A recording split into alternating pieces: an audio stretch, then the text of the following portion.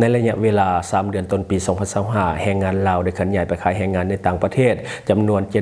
76,664 คน Time to share D+ ผลิตภัณฑ์ปกป้องตับจากเครื่องดื่มแอลกอฮอล์สบายดีท่านผู้ชมกลับมาพบกับรายการTime to Shareสำหรับหัวข้อที่เราอยากจะนำเสนอในมื้อนี้ก็คือเกี่ยวข้องกับเรื่องของแรงงานลาวที่เคลื่อนย้ายไปขายแรงงานในต่างประเทศเพียงในระยะเวลา3 เดือนต้นปีของปี 2025เนาะอยู่ที่จำนวน 76,664 คนซึ่งหัวข้อข่าวเราได้มาจากหนังสือพิมพ์ลาวพัฒนาที่นำเสนอไปในมื้อก่อนคือในปัจจุบันสปป.ลาวมีพลเมืองอยู่ที่ 7,849,200 คนมีผู้ออกแรงงานในเกณฑ์อายุระหว่าง15 ปีขึ้นไปจำนวนจำนวน5,382,000 คนเท่ากับ 47.26% แรงงานที่มีเวียกเฮ็ดงานทำเนาะงานในระบบก็มีอยู่ 2,475,000 คนเท่ากับ 97.6% ของกำลังแรงงานทั้งหมดและอัตราว่างงานในลาวในปัจจุบันก็คือ 61,000 คนเท่ากับ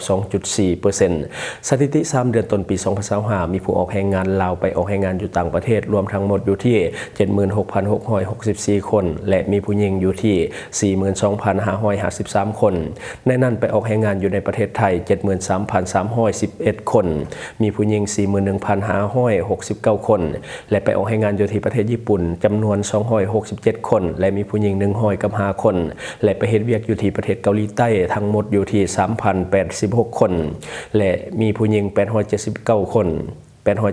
คนซึ่งมีทั้งไปออกแรงงานเป็นประจำก็คือ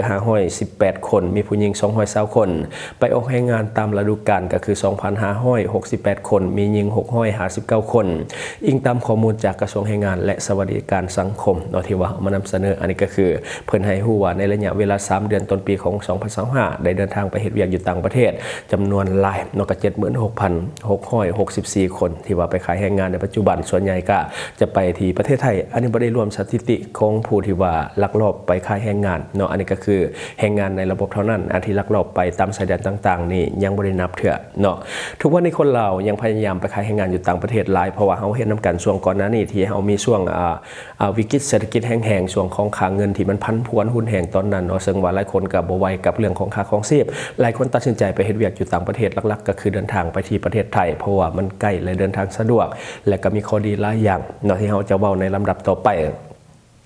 และสาเหตุหลักๆที่มันเป็นแบบนั้นโดยที่ว่าแรงงานยังเคลื่อนย้ายอยู่ในปัจจุบันก็คือนี่บ่พ้นเรื่องของพิษเศรษฐกิจและก็ปัญหาค่าครองชีพที่ยังคุกคามคนลาวอยู่ในปัจจุบันเนาะเพราะว่า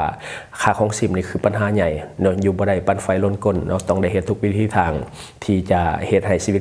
มันอยู่ไปได้และก็รอดไปได้ในแต่ละวันเนาะ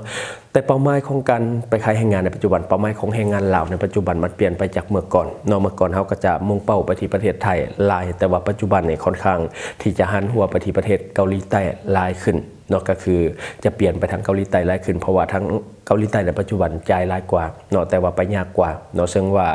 แต่การไปขายแรงงานในเกาหลีใต้เนี่ยมันบ่ง่ายเนาะการไปขายแรงงานในเกาหลีใต้เนี่ยมันบ่ง่ายคือกับประเทศไทยมันมีข้อดีและก็ข้อเสียแตกต่างกันหลายอย่างเนาะซึ่งว่าการไปเฮ็ดเวียกอยู่ประเทศเกาหลีใต้แน่นอนอันดับที่1ก็คือใช้งบประมาณจำนวนหลายเนาะใช้งบประมาณจำนวนหลายบ่ต่ำกว่า50 ล้านกีบบ่ต่ำกว่า50 ล้านกีบเกือบ100,000 บาทเนาะแล้วก็ใช้เวลาอย่างน้อยๆก็คือ6 เดือน1 ปีรวมทุกขั้นตอน6 เดือน1 ปีเนาะมีขั้นตอนหลายบ่ว่าจะเป็นการเตรียมภาษาบ่ว่าจะเป็นการเรื่องการเซ็นการสอบสัมภาษณ์อย่างต่างๆรวมทั้งขั้นตอนของนายจ้างเลือกเนาะแต่ถ้าสุดท้ายแล้วเนาะก็ต้องมาลุ้นอีกว่านายจ้างจะเลือกหรือบ่ถ้าผ่านทุกขั้นตอนแล้วนายจ้างบ่เลือกก็บ่ได้ไปคือเก่า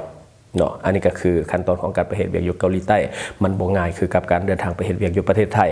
ค่าใช้จ่ายก็เป็นอุปสรรคใหญ่ในการไปเฮ็ดเวียกอยู่เกาหลีใต้เพราะว่าคนลาวส่วนใหญ่ที่อยากจะไปขายแรงงานอยู่ต่างประเทศล้วนแล้วแต่เป็นคนทุกข์คนยากคนจนคนอยู่ตามชนบทแม้แต่ในตัวเมืองก็ส่วนใหญ่ก็ยังเป็นคนจนฉะนั้นการที่จะมีเงิน35-50 ล้านบ่แม่นเรื่องง่ายเนาะคันเขามีเงินส่ำนี้เขาบ่ไปเนาะอันนี้ต้องไปกู้นี้ยืมสินมาเท่านั้นจึงจะไปได้เนาะฉะนั้นการไปเฮ็ดเวียกเกาหลีใต้เนี่ยบ่ได้ง่ายเนาะก็คือมันมีอยู่2ทางเลือกสำหรับผู้ที่ว่าจำเป็นต้องไปเฮ็ดเวียกอยู่เกาหลีใต้แท้ๆเนาะตัวที่1ก็คือกู้ยืมไปเลยเนาะกู้ยืมเนาะตามคำแนะนำของบริษัทจัดหางานเขาก็จะมีแหล่งกู้ยืมให้เนาะก็คือเจ้ายืมไปก่อนแลนขั้นตอนต่างๆเฮ็ดทุกอย่างคือเจ้า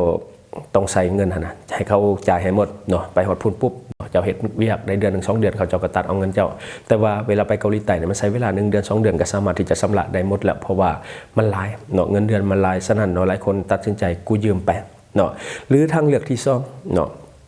ไปขายแห้งอยู่ประเทศไทยก่อน 3-5-6 เดือนเนาะเอาเงินมาแลนดำเนินการต่างๆเนาะไปขายแห้งอยู่ประเทศไทยก่อนและเอาเงินมาดำเนินการเนาะค่าเอกสารค่าเซ็นค่าสอบอย่างต่างๆให้มันครบหมดเนาะทางเลือกที่2เนี่ยเป็นสิ่งที่หลายคนตัดสินใจเหตุก็คือไปขายแรงงานอยู่ไทยก่อนมันเป็นการฝึกงานไปในตัวเนาะคือบางคนเนี่ยบ่เคยไปเฮ็ดเวียกอยู่ต่างประเทศมาก่อนอาจจะยังปรับตัวบ่ได้ยังบ่ฮู้เลยว่าหน้าเวียกหน้างานมันจะเป็นแบบใดเนาะบางคนนี่ตัดสินใจไปหาเงินอยู่ในประเทศไทย3 เดือน 5-6 เดือนตัวนี้ก็จะเป็นการดีอีกอย่างนึงก็คือจะช่วยในเรื่องของการฝึกงานหลายอย่างที่ต้องปรับตัวในการไปเฮ็ดเวียกอยู่เกาหลีใต้เนาะทางเลือกที่2นี่ถือว่าคนก็เฮ็ดหลายสมควรบางคนไปขายแรงงานอยู่ไทยแล้วเนาะพอมันได้เข้าเวียกเข้างานคงที่แล้วบ่อยากออกก็เลยว่าตัดสินใจเฮ็ดเวียกอยู่ประเทศไทยแทนก็บ่ได้ไปเกาหลีใต้ซ้ำเนาะอันนี้แบบนี้ก็มีหลายเนาะที่ว่าเขาเจ้าไปเฮ็ดอยู่ไทยก่อนว่าสิไป3 เดือน 6 เดือนแต่สุดท้ายอยู่ยาวเนาะเพราะว่าบ่อยากออกจากเวียกแล้วเพราะว่ามันลึงกับสถานที่ลึงกับเวียกลึงกับผู้คนในสถานที่เฮ็ดเวียกก็เลยว่าบ่อยากออกตัดสินใจเฮ็ดเวียกในไทยก็มีเนาะแล้วบัดนี้เฮาจะมาเปรียบเทียบข้อดีของการไปขายแห้งในไทยและก็กับการไปเฮ็ดเวียกในประเทศเกาหลีใต้ซึ่งข้อดีก็ค่อนข้างที่จะแตกต่างกันหลายสมควรข้อดีของการไปเฮ็ดเวียกในประเทศไทยเนาะหลายคนน่าจะฮู้ดีอยู่แก่ใจอยู่แล้วก็คือลาวไทยมีชายแดนติดจดกันการเดินทางสะดวกสบายบ่ว่าจะเป็นไปทางรถยนต์บ่ว่าจะไปทางรถไฟบ่ว่าจะไปทางสายการบินเนาะมันไปได้สะดวกสบายทั้งนั้นเลยไปทางใดก็สะดวกสบายจะเดินทางไปจะเดินทางกลับมันสะดวกสบายกับการไปเฮ็ดเวียกอยู่ในประเทศไทยข้อที่2ก็คือภาษาและวัฒนธรรมใกล้เคียงกันแทบจะบ่ต้องปรับตัวหยังเลยซึ่งมันคงกันข้ามกับการไปเฮ็ดเวียกอยู่ในประเทศเกาหลีใต้บ่ว่าจะเป็นอาหารการกินการท่องเที่ยวการนุ่งถือหรือว่าภาษาปากเว้ามันใกล้เคียงกันแทบจะบ่ต้องปรับเนาะสามารถที่จะใช้ชีวิตแบบชิลๆได้เลยเนาะและ2มาก็คือและต่อมาก็คือค่าเงินบาทไทยแข็งกว่าค่าเงินกีบลาวอันนี้ก็เป็นจุดแข็งที่เฮ็ดให้คนลาวอยากไปเฮ็ดเวียกอยู่ไทยและต่อมาก็คือนายจ้างคนไทยถ้าเทียบใส่นายจ้างประเทศอื่นๆนายจ้างไทยก็ถือว่าค่อนข้างที่จะใจดีกว่าประเทศอื่นๆและการอยู่ไทยก็เหมือนอยู่บ้านตนเองเนาะเพราะว่ามันมีหลายอย่างที่ใกล้เคียงกันก็เลยว่ารู้สึกว่าอุ่นใจเนาะมันก็บ่ได้ไกลจากบ้านหลายถ้าว่าเกิดหยังขึ้นก็พอที่จะไปช่วยกันได้อยู่เนาะอันนี้ก็คือข้อดีของการไปเฮ็ดเวียกอยู่ในประเทศไทยแล้วบัดนี้เฮามาเบิ่งข้อดีของการไปเฮ็ดเวียกในประเทศเกาหลีใต้เนาะที่ว่าคนลาวเฮากำลังเดินทางไปหลายในปัจจุบันตัวที่1เลยก็คือได้เงินเดือนสูงกว่าไทย 2-3 เท่าเนาะอันนี้คือเวียกอยู่ในเกาหลีใต้ถ้าเป็นเวียกโรงงานนี่ยิ่งจะสูงกว่าแต่ถ้าเป็นเวียกเกษตรก็บ่สูงปานใดแต่ถ้าเป็นเวียกโรงงานเนาะค่อนข้างที่จะสูงเท่าที่ไปเช็คมาก็คือข้อมูลที่เฮาไปเช็คจากคนที่ว่าเขาเจ้าเฮ็ดเวียกอยู่ในประเทศเกาหลีใต้ในปัจจุบันเนาะเพราะว่ามีน้องฮักมีหลายคนที่รู้จักกันเฮ็ดเวียกอยู่ในเกาหลีใต้ในปัจจุบันเฮาก็ไปเช็คข้อมูลมาหลายๆเนาะซึ่งว่าสำรวจมาหลายเดือนละก็คือสอบถามไปหลายบ่อนเนาะคือเงินเดือนนี่อย่างต่ำได้อยู่ประมาณ25 ล้านต่อเดือนเนาะประมาณ25 ล้านต่อเดือนอันนี้คือขั้นต่ำฮักทุกอย่างแล้วเนาะเหลืออยู่ประมาณ25 ล้านต่อเดือนซึ่งมันบางคนได้ฮอด40-50 ล้านรวม OTเนาะต่อเดือนอันนี้คือรายได้สุทธิก็คือประมาณนั้นฉะนั้นถ้าเทียบใส่ไทยกับประมาณ 2-3 เท่าของเงินเดือนอยู่ในประเทศไทยอันนี้คือเงินเดือนอยู่ในเกาหลีใต้และต่อมาก็คือสวัสดิการดีที่พักดีอาหารดี OT ดีทุกอย่างตามกฎหมายเนาะอันนี้ก็คือเกาหลีใต้อันนี้เฮาสำรวจจากโรงงานเนาะบทอื่นนี่ถ้าเป็นเกษตรก็จะบ่ดีปานใดแต่ก็ยังถือว่าห้องดีเพราะว่าเขาเจ้าบ่ได้เซาส่วนใหญ่ก็คือนายจ้างให้อยู่เนาะนายจ้างให้อยู่คือสวัสดิการที่มีหมู่อยู่โรงงานพลาสติกเนี่ยเขาเจ้าเฮ็ดนี่ก็คือสวัสดิการดีที่พักดีอาหารดี OT ดีทุกอย่างมันขึ้นกับกฎหมายเมื่อถ้ากฎหมายเขาจะกำหนดแล้วใดคือเขาได้แบบนั้นเลยเนาะอันนี้มันดีอยู่บ่นี้และก็ต่อมาเวลาเฮ็ดเวียกมันชัดเจนเนาะก็คือเฮ็ดเวียกฮอดโมงปุ๊บออกปั๊บเลยเนาะแต่ฮอดโมงเข้าก็ต้องเข้าปุ๊บเลยเนาะเวลาเฮ็ดเวียกของเกาหลีเนี่ยเขาเจ้าค่อนข้างที่จะชัดเจนถ้าว่าใกล้ปุ๊บหน่อยนึงเขาก็ไล่ OT ให้ใกล้5 นาที10 นาทีหรือว่าใกล้ไปชั่วโมง2 ชั่วโมงก็เป็น OT หมดเลยเนาะสำหรับอยู่เกาหลีใต้เวลาเฮ็ดเวียกมันชัดเจนบ่ใช้เวียกคุ้มเครือและต่อมาก็ได้เจอวัฒนธรรมใหม่ๆที่คนเราบ่คุ้นเคยคันว่าไปไทยเฮาคุ้นเคยอยู่แล้วเฮาติดตามจากสื่อหรือว่าเฮาได้ไปเที่ยวอยู่ประเทศไทยเฮาก็จะคุ้นเคยกับวัฒนธรรมไทยคุ้นเคยกับคนไทยแต่พอเป็นเกาหลีใต้นี่ทุกอย่างเปลี่ยนใหม่หมดเลยเฮาบ่คุ้นเคยภาษาก็บ่คุ้นเคยสถานที่ก็บ่คุ้นเคยวัฒนธรรมการกินการอยู่ทุกอย่างบ่คุ้นเคยจักอย่างฉะนั้นเฮาก็จะได้เจอกับวัฒนธรรมใหม่ๆก็ถือว่าเป็นอีกหนึ่งข้อดีที่เฮาจะได้เรียนรู้และศึกษาสิ่งใหม่ๆเข้ามาในตัวเฮาแล้วก็ต่อมาก็คือการออกไปเที่ยวอยู่ประเทศเกาหลีนี่มันบ่ง่ายคืออยู่ในประเทศไทยนี่ไปเที่ยวก็ง่ายเนาะแต่ว่ามันก็มีข้อเสียคือกันเนาะการไปเที่ยวนี่มันก็เฮ็ดให้เฮาสิ้นเปลืองแต่พอไปอยู่เกาหลีใต้เฮาบ่ฮู้จักภ ภาษาเฮาบ่เข้มแข็งว่าสิเนาะแล้วก็บ่รู้จักสถานที่บ่รู้จักบ่คุ้นเคยเฮาบ่กล้าไปเที่ยวอันนี้ก็เฮ็ดให้เฮาสามารถเก็บเงินได้ดีเช่นเดียวกันก็ถือว่าเป็นข้อดีเนาะแต่ว่าการเฮ็ดเวียกอยู่ในเกาหลีใต้ก็บ่ได้รับลื่นเสมอไปการเฮ็ดเวียกอยู่ในเกาหลีใต้ก็ค่อนข้างที่จะมีข้อเสียค่อนข้างที่จะหลายเช่นเดียวกันเพราะว่าอันนี้เป็นข้อมูลที่เฮาได้มาจากแรงงานลาวที่ว่าอยู่ในเกาหลีใต้ที่เฮาไปเซอร์เวย์มาเป็นที่เรียบร้อยเนาะก็คือนายจ้างส่วนใหญ่ค่อนข้างที่จะเข้มงวดกับทุกอย่างเกินไปเนาะเข้มงวดกับทุกอย่างเกินไปบ่ย่อนบ่หย่อนจักหน่อยเลยก็คือทั้งเวลาเขาออกเวียกความตั้งใจในการเฮ็ดเวียกบางทีเฮาเฮ็ดเวียกช้าหรือว่าเฮาซึ่งนี่นายจ้างก็จะตำหนิเนาะถ้าว่าไปลินโทรศัพท์คืออยู่ลาวนี่ตายเลยเขาไล่ออกเลยเนาะอยู่ปุ่นนี่แตะบ่ได้เลยเวลาเฮ็ดเวียกก็จะเก็บโทรศัพท์ไว้เลยบ่ให้ลินเนาะอันนี้เขาเข้มงวดเกินไปแล้วก็สำหรับคนลาวเนาะแล้วก็นายจ้างเกาหลีนี่บริจาคดีคือนายจ้างไทยเนาะนายจ้างเกาหลีนี่บริจาคดีคือกับนายจ้างไทยปัญหาส่วนใหญ่ที่คนลาวประเสริฐในประเทศเกาหลีหรือว่าคนลาวถูกด่าลายกันย้อนปัญหาเรื่องของการสื่อสารที่มันบ่เข้าใจกันเนาะเพราะว่าภาษาเกาหลีของคนลาวที่เตรียมไปมันอาจจะบ่ได้รับลื่นในการสื่อสารในการเฮ็ดเวียกฉะนั้นจึงเฮ็ดให้นายจ้างที่เป็นคนเกาหลีบ่ค่อยพอใจก็เลยว่าโมโหใส่เนาะอันนี้คือปัญหาที่ทุกคนเจอคือกันเลยบ่ว่าจะอยู่ไสก็ตามคนลาวทุกคนเกือบทุกคนที่เฮาสำรวจมานี่เจอคือกันเลยก็คือนายจ้างโมโหใส่ในการสื่อสารที่บ่เข้าใจเนาะนายจ้างเกาหลีส่วนใหญ่บ่ค่อยให้ความสำคัญกับแรงงานและก็ขาดการประนีประนอมคือเวลามีปัญหาหยังนี่เขาเจ้าก็จะตัดสินเด็ดขาดเลยเขาเจ้าก็จะบ่ได้ย่อนบ่ได้ย่านเนาะก็คือบ่ย้อนยันบ่ปณีประนอมคือกับนายจ้างคนไทยเนาะอันนี้สำหรับอยู่เกาหลีและต่อมาก็คือแรงงานส่วนใหญ่ยอมทนได้ก็เพราะว่าเขาจ่ายเงินดีสมกับหน้าเวียกจริงคือเฮ็ดเวียกอยู่เกาหลีใต้ในส่วนใหญ่นี่มันบ่ต่ำกว่า12ชั่วโมงเท่าที่สำรวจมาส่วนใหญ่คือ12ชั่วโมงแต่ว่า12ชั่วโมงก็คือ OT เด้มันกลาย8ชั่วโมงไปก็เป็น OT เนาะอันนี้ก็ถือว่าดีก็สมกับหน้าเวียกตัวจริงอยู่เฮ็ดเวียกหลายได้เงินหลายก็สมกับว่าเดือนนึงได้20-30 ล้านนั่นแหละเนาะก็ประมาณนั้นสิ่งที่เป็นอุปสรรคกับนายจ้างก็คือสภาพอากาศที่โหดร้ายขออภัยสิ่งที่มันเป็นอุปสรรคกว่านายจ้างเนาะสิ่งที่เป็นอุปสรรคใหญ่กว่าปัญหานายจ้างให้ก็คือเรื่องของสภาพอากาศที่มันโหดร้ายกับคนลาวเฮาหลายก็คือเรื่องของสภาพอากาศที่มันหนาวเย็นบางทีคนลาวอยู่เมืองร้อนไปเจอหิมะบางคนอยู่บ่ได้เป็นไข้เป็นไอเป็นหนาวเนาะเขาหงหมอบางคนกลับมาลาวอยู่บ่ได้เพราะว่าสภาพอากาศบ้านเขามันโหดร้ายสำหรับบ้านเฮานี่ลงฮอด15องศานี่หนาวแหละอยู่บ่ได้แหละไปเจอบ้านเขาติดลบเนาะหิมะตกแบบนี้ในคนเราปรับตัวบ่ได้ถ้าผู้ใดไปถึงช่วงที่เป็นฤดูร้อนของเขาก็ถือว่าอยู่สบายแต่ถ้าว่าไปช่วงที่มันถึกฤดูหนาวหิมะตกเนี่ยอยู่บ่ได้อย่างแน่นอนแล้วก็เฮ็ดเวียกบ่ได้ก็จะเป็นอุปสรรคในการเฮ็ดเวียกเช่นกันเนาะอันนี้ก็คือสิ่งที่หลายคนเผชิญในประเทศเกาหลีใต้ในการไปเฮ็ดเวียกมันบ่ได้ราบรื่นเสมอไปได้เงินหลายจริงแต่มันก็มีปัญหาหลายที่หลายคนอาจจะบ่ได้มาแชร์เนาะสำหรับมุมมองส่วนตัวสำหรับข้าพเจ้าเนาะต่อกับแรงงานลาวที่ว่าจะไปขายแรงงานในต่างประเทศเนาะถ้าว่าจะขายแรงงานในต่างประเทศแท้ๆแนะนำให้ไปฝึกงานในประเทศไทยหรือว่าไปลองเฮ็ดเวียกในประเทศไทยก่อน3เดือน 5-6 เดือนเนาะอันนี้เป็นทางเลือกที่ดีแต่เพราะว่านึงมาเฮาก็จะได้ฝึกการเฮ็ดเวียกเป็นทีมให้มันได้ซะก่อนเนาะคือการเฮ็ดเวียกบ่ว่าจะไปตามร้านอาหารโรงงานหรือหยังต่างๆมันก็เฮ็ดเวียกเป็นทีมเนาะไปศึกษาเนาะไปศึกษาเบิ่ง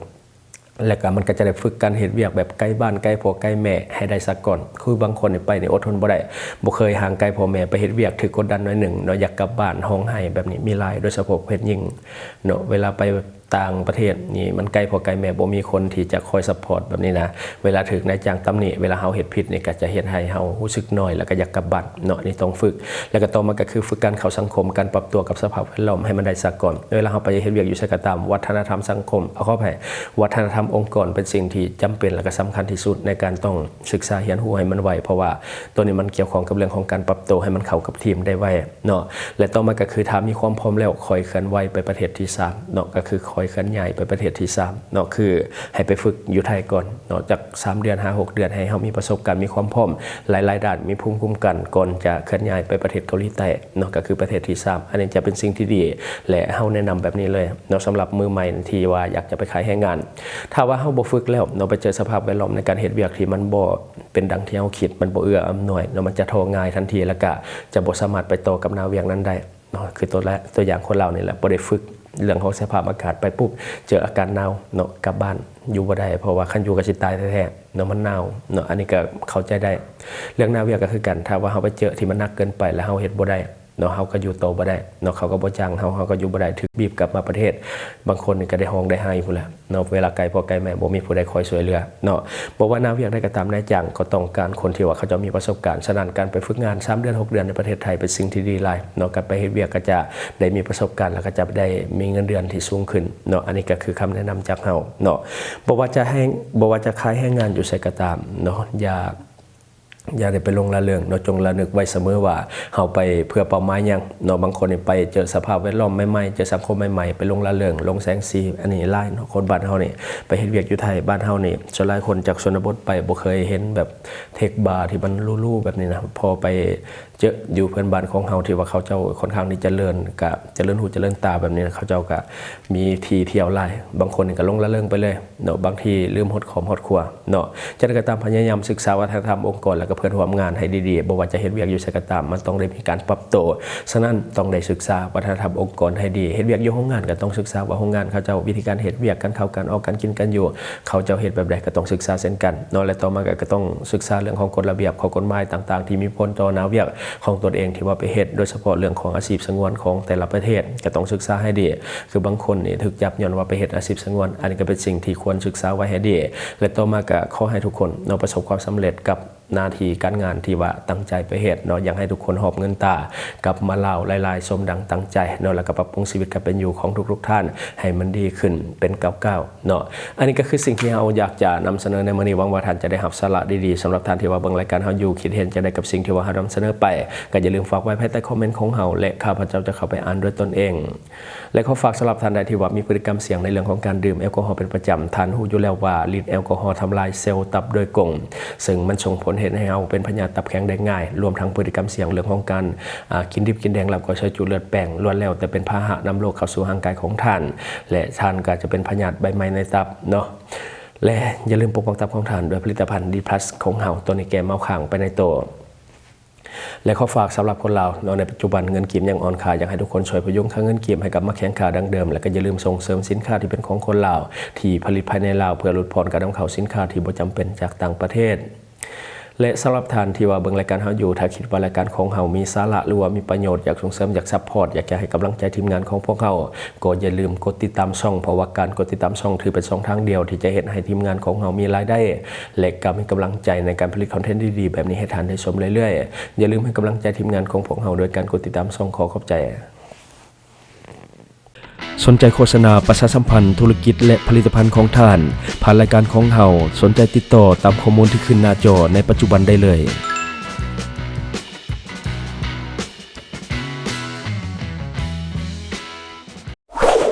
Subscribe for more video.